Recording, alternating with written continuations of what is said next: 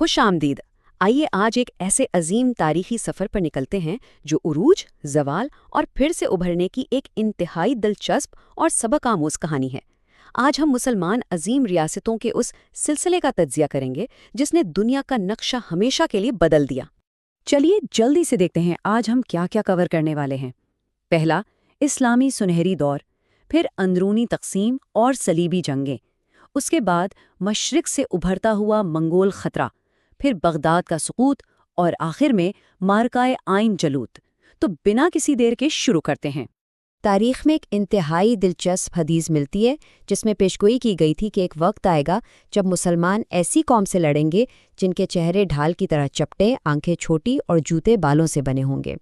یہ پیشگوئی دراصل آنے والے اس عظیم اور تباہ کن ٹکراؤ کی پہلی جھلک تھی جس نے آگے چل کر تاریخ کا رخ ہی موڑ دیا۔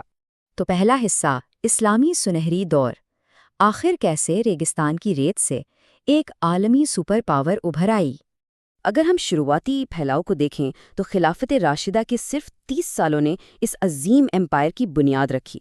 پھر امید دور آیا جو تقریباً 90 سال چلا، جس میں سرحدیں انتہائی تیزی سے پھیلیں، اور اس کے بعد شروع ہوتا ہے عباسد خلافت کا وہ لمبا دور جو پورے 500 سال تک قائم رہا۔ یہی وہ وقت تھا جب یہ ایمپائر اپنے مکمل عروج پر تھی۔ اب یہاں ایک بہت بڑا فرق نوٹ کرنے والا ہے۔ امیہ دور میں نظام تھوڑا محدود تھا، یعنی صرف عرب حکمرانی کرتے تھے، جس سے اندرونی مسائل پیدا ہوئے۔ لیکن جب عباسد آئے تو انہوں نے سب کو شامل کیا، پرشینز، ٹرکس، گریکس، سب کو حکومت میں حصہ ملا۔ اور سچ مانیے، اس ایک عظیم تبدیلی نے سیدھا ایک عالمی سنہری دور کو جنم دیا۔ اور اس سنہری دور کا دل کہاں دھڑکتا تھا؟ بغداد میں، ہاؤس آف وزڈم یعنی بیت الحکمت۔ یہ صرف ایک عام لائبریری نہیں تھی، یہ دنیا بھر کے دانشوروں کا مرکز تھا۔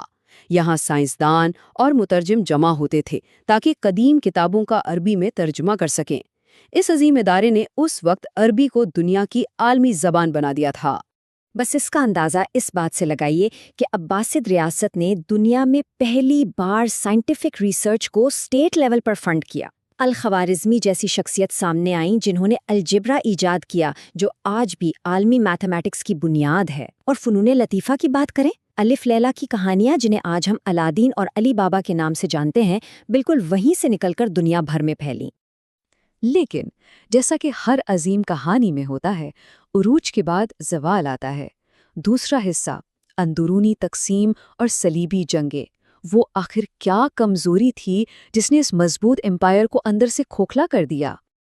یہ بکھراؤ کا سلسلہ کافی حیران کن ہے۔ عباسدز نے اپنی طاقت بڑھانے کے لیے ایک مضبوط سلجوق ٹرک فوج بنائی، لیکن حقیقت میں ہوا کیا؟ اس کرائے کی فوج نے ہی آہستہ آہستہ سارا انتظامی کنٹرول اپنے ہاتھ میں لے لیا۔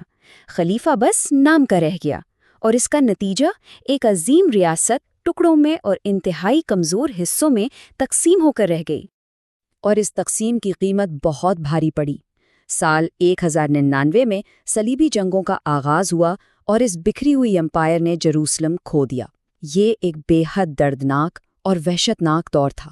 پھر آخر کار سال 1192 میں سلطان صلاح الدین ایوبی سامنے آئے۔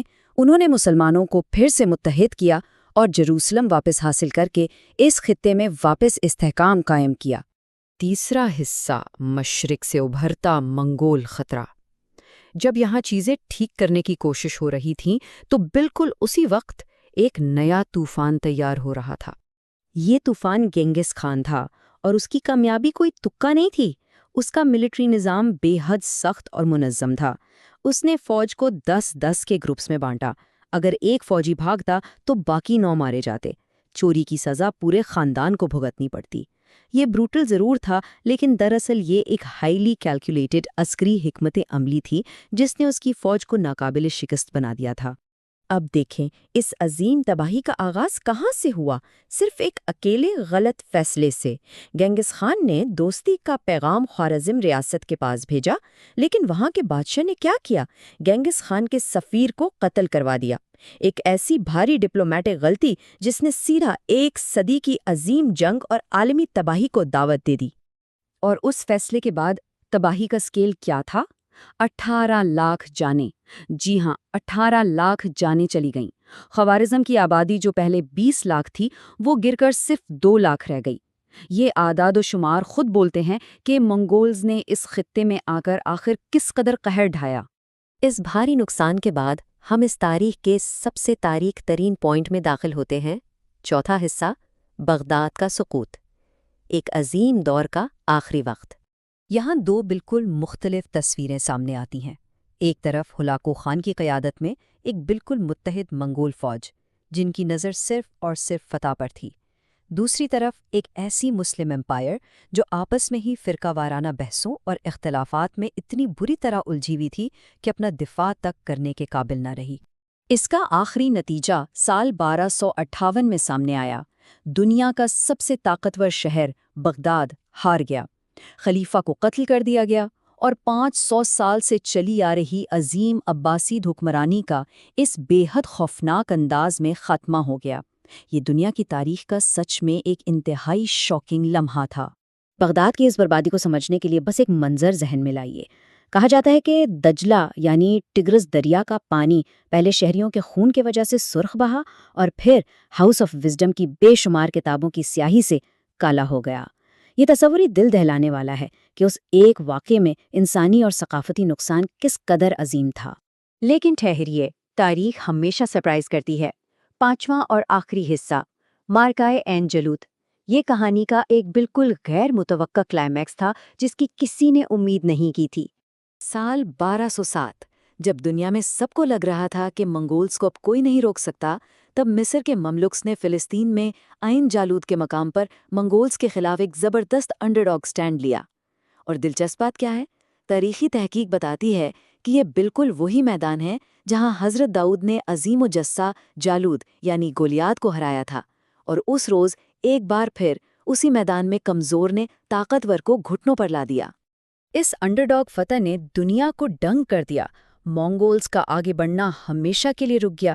لیکن سب سے بڑی حیرانی کی بات تو اس کے بعد آئی۔ جنہوں نے امپائرز کو تباہ کیا تھا، وہی کانکررز آہستہ آہستہ اسلام اور اس کی کتابیں سٹڈی کرنے لگے، اور دیکھتے ہی دیکھتے پورے کے پورے منگل خاندان نے اسلام قبول کر لیا، جنہوں نے آگے چل کر عظیم مغل امپائر جیسی ریاستوں کی بنیاد رکھیں۔ اب اس پوری تاریخ سے ہم کیا سیکھتے ہیں؟ ذرا سوچئے۔ حضرت عمر اور چنگیز خان دونوں نے اپنی اپنی جگہ عظیم امپائرز بنائیں، لیکن تاریخی میموری میں کتنا واضح فرق ہے۔ ایک کو آج دنیا بھر میں عظیم اور انصاف پسند رہنما کے طور پر یاد کیا جاتا ہے، جبکہ دوسرے کا نام آتے ہی صرف ایک ظالم ٹائرنٹ کا خیال آتا ہے۔ یہ ہوتی ہے قیادت کی اصل لیگیسی۔ تو آخر میں یہ تجزیہ ایک انتہائی اہم سوال چھوڑ کر جاتا ہے۔ آخر کیسے ایک فتح شدہ ثقافت صرف اپنے افکار اور عظیم آئیڈیاز کے ذریعے آخرکار اپنے ہی فاتحین کو فتح کر لیتی ہے؟ یہی دنیا کی تاریخ کا سب سے بڑا اور دلچسپ پیراڈاکس ہے۔ امید ہے اس تفصیلی جائزے سے تاریخ کے اس پیچیدہ دور کو بہتر